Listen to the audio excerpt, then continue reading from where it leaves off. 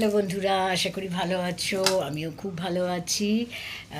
এক্ষুনি একটা ইনভিটেশন ছিল বৌভাতের, সেটা অ্যাটেন্ড করে ফিরছি।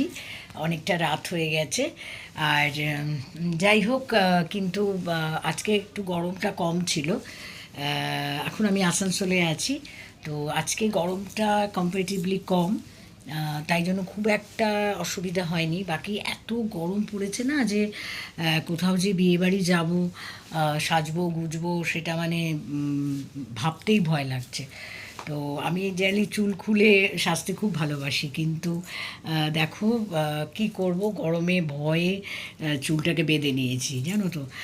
চুল বাঁধলে কি হয়, মানে অতটা গরম লাগে না।